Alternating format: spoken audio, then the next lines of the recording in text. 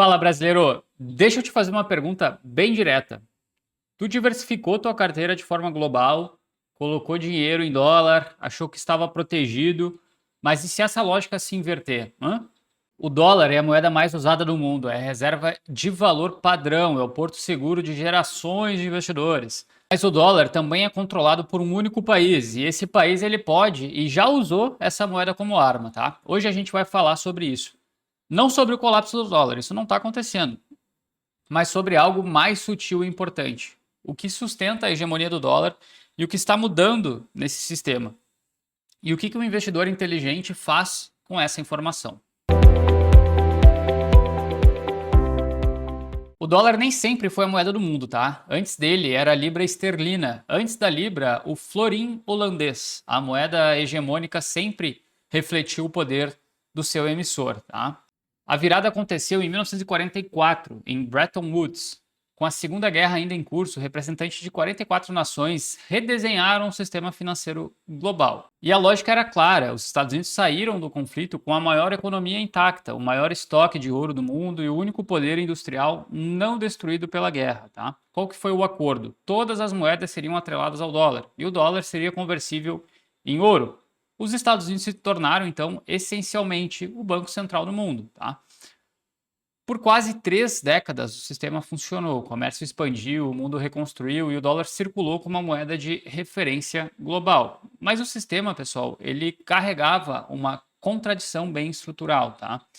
Para que o comércio mundial pudesse crescer, o mundo precisava de mais dólares em circulação.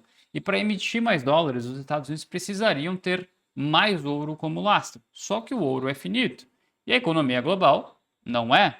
Então, na prática, os Estados Unidos começaram a emitir mais dólares do que tinham ouro para cobrir, tá? Financiando guerras, expandindo gastos públicos. Os europeus perceberam isso e começaram a trocar dólares por ouro, tá? Em 15 de agosto de 1971, o presidente Nixon foi à televisão e encerrou a conversibilidade do dólar em ouro. Tá?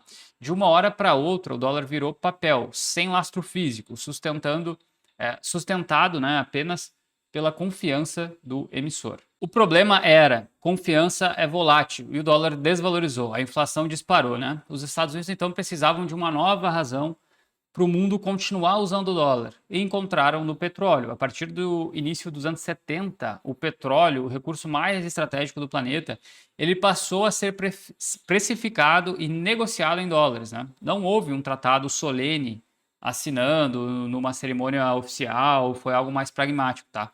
Os países produtores vendiam petróleo em dólares, acumulavam dólares como receita e reciclavam esses dólares comprando títulos do Tesouro americano. O mecanismo era bem interessante. Como o mundo todo precisava de petróleo, o mundo todo precisava de dólares. E como os países acumulavam dólares, eles os investiam nos próprios Estados Unidos, né? Na prática, o mundo inteiro passou a financiar a dívida americana voluntariamente, porque não havia alternativa mais líquida e segura do que isso, tá? Esse arranjo ele durou por décadas e criou o que os economistas chamam de privilégio exorbitante, né? Os Estados Unidos, então, podiam emitir dólares, consumir além do que produziam e exportar parte da pressão inflacionária para o resto do mundo, porque o mundo era estruturalmente obrigado a absorver esses dólares. Então, para a gente entender o momento atual, é preciso entender um instrumento que poucos fora do mercado financeiro conhecem pelo nome, tá? SWIFT. SWIFT é o sistema de mensagens que conecta mais de 11 mil bancos em mais de 200 países. Quase toda transferência internacional de valor relevante passa por ali, tá? E SWIFT opera sobre jurisdição ocidental, o que significa, na prática, né? Um país pode ser excluído do sistema financeiro global sem que uma única bala seja disparada, tá? E em 2022, quando a Rússia invadiu a Ucrânia, os Estados Unidos e aliados tomaram 2 decisões simultâneas. Primeiro, cortar bancos russos do SWIFT. Segundo, congelar aproximadamente 300 bilhões de dólares em reservas do Banco Central russo mantidas no exterior. Tá? O impacto ele foi imediato e bem severo. A Rússia perdeu acesso a parte significativa de suas próprias reservas internacionais. Agora, em 2026, o Estreito de Hormuz está efetivamente fechado, estão negociando a abertura e uma guerra está sendo travada na região. Países do Golfo, que mantêm trilhões em reservas denominadas em dólares, estão observando aí com atenção o que acontece quando reservas internacionais viram instrumento de pressão geopolítica. Tá? A questão que bancos centrais ao redor do mundo estão fazendo não é ideologia, é puramente de gestão de risco. Qual é o custo de manter uma concentração muito alta de reservas numa única moeda, controlada por uma única nação? Beleza, mas vamos então falar com dados, tá? A participação do dólar nas reservas globais caiu em 2000, era 71%, hoje está em torno de 58%, uma queda de 13 pontos percentuais em 25 anos. Em 2025, pela primeira vez desde 1996, o valor total do ouro nos cofres dos bancos centrais superou o valor dos títulos do Tesouro Americano mantidos no exterior. 95% dos bancos centrais pesquisados pelo World Gold Council disseram que pretendem aumentar suas reservas de ouro. Tá? O DXY, o índice que mede o dólar contra uma cesta de moedas, caiu quase 9% em 2025. Esses são fatos reais, tá? Mas existe uma pergunta que ela é mais importante. O que vai substituir o dólar? E aqui que está o ponto que a maior parte da narrativa da desdolarização ignora. Tá? O euro, pessoal, é regional, limitado à zona econômica europeia. O yuan chinês é controlado pelo Estado chinês. O governo chinês mantém restrições explícitas à sua conversibilidade. Nenhum banco central vai trocar um risco por outro voluntariamente. Tá? O ouro ele não é líquido para transações modernas em escala. Tu não paga uma importação de chips semicondutores com barra de ouro. E não existe hoje uma moeda digital de banco central com escala, liquidez e profundidade para assumir o papel do dólar. Vamos ser sinceros, tá? A conclusão honesta é que o dólar está perdendo participação relativa. Não existe substituto hoje, atualmente, tá? O que está acontecendo não é uma substituição, é uma diversificação.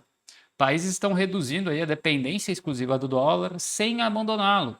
Isso é muito diferente de um colapso que tem se falado aí na internet. Tá? Em 2025, a política comercial americana gerou uma incerteza significativa nos mercados globais. Tarifas agressivas sobre parceiros comerciais, sinalização de dólar mais fraco para estimular exportações domésticas. Resultado, o DXY caiu quase aí 9% no ano. Tá? Antes da guerra com o Irã, em 2026, o dólar acumulava mais uma queda de 0,7%. E aí que o conflito mudou o quadro de curto prazo, tá? O petróleo foi de 70 para quase 120 dólares. Pressão inflacionária global, demanda por ativos seguros, incluindo o próprio dólar, voltou aí temporariamente, tá? O DXY recuperou parte dessas perdas, né?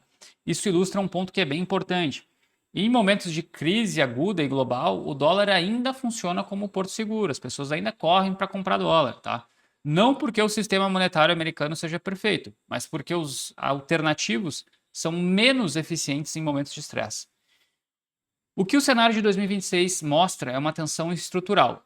Quando a política doméstica americana gera imprevisibilidade, tarifas, pressão sobre os bancos centrais, déficits crescentes, isso produz incerteza sobre a trajetória do dólar. Mas quando é uma crise global, o mundo ainda corre para o dólar.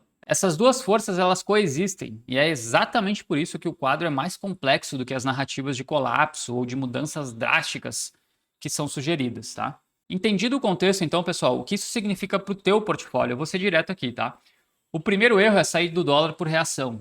O dólar ainda é a moeda de maior liquidez, profundidade, credibilidade institucional do mundo todo. Sair totalmente do dólar é trocar um risco por vários outros, tá? O que faz sentido é construir uma carteira que não dependa exclusivamente do dólar. Isso não é uma recomendação, né? Mas o ativo que ganhou mais relevância nesse contexto tem 5.000 anos de história. O ouro. Em 2025, por exemplo, o ouro passou de 4.800 dólares a onça, valorizou quase 70% num único ano, mesmo num ambiente de juros elevados que historicamente é desfavorável para o metal. Tá? Mas por que isso? Porque o ouro tem uma característica que nenhum título do Tesouro tem, não é passivo de ninguém. Ouro é ouro, uma barra de ouro não pode ser congelada por sanção, não pode ser desvalorizada por decisão de um banco central, não depende da solvência de um emissor. E é justamente por isso que os bancos centrais eles estão comprando ouro no maior ritmo em décadas. Isso não é especulação, né? É uma gestão de risco institucional, na verdade. Agora, vamos lá, Bitcoin, muito se fala, né? Existe uma narrativa de que o Bitcoin é o ouro digital, um hedge contra a desvalorização monetária. Tá? A narrativa ela é intelectualmente bem interessante, mas em 2025, enquanto o ouro subia quase 70%, o Bitcoin caiu mais de 40% desde a última máxima. Né? Então, nas crises do ano, o ouro funcionou como porto seguro, o Bitcoin se comportou como um ativo de risco.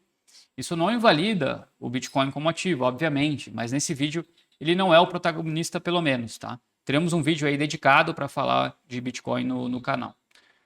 O ponto central é esse. Um portfólio que diversifica fora do dólar não significa abandonar o dólar, significa adicionar camadas que funcionam independentemente das decisões de política monetária americana. Renda fixa global em dólar para liquidez e estabilidade funcionam bem. Ouro como reserva de valor estrutural. Equities globais para crescimento de longo prazo. Essa estrutura não é uma aposta contra o dólar.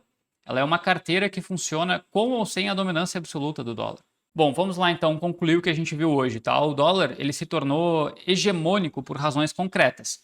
Supremacia econômica americana pós-guerra, sistema de Bretton Woods e depois a convenção do petrodólar que transformou aí a necessidade energética global em demanda estrutural pela moeda americana, tá?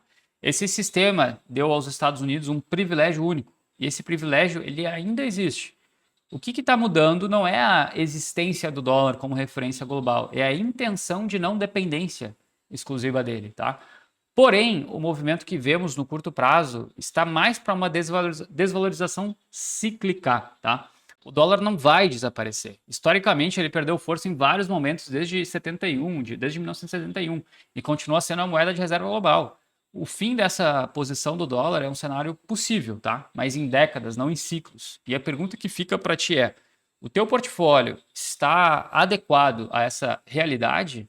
Tchê, se esse vídeo te fez questionar como o teu portfólio está estruturado, a S&P Financial Consultancy faz exatamente essa análise, tá?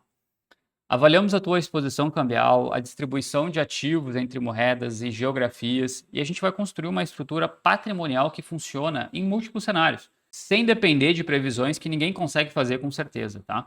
Sem comissionamento, sem produto para empurrar, do mesmo lado da mesa que tu está. O link para conversar com o nosso time está aqui na descrição do vídeo. Se esse vídeo te ajudou a entender a hegemonia do dólar, o que está mudando no sistema monetário global, deixa o like aí, pô. Compartilha com alguém aí que tu troca ideia sobre geopolítica e investimentos. E o mais importante, pô, se inscreve no nosso canal, tem conteúdo novo toda semana. Pessoal, mais estratégia, menos emoção. Um abraço.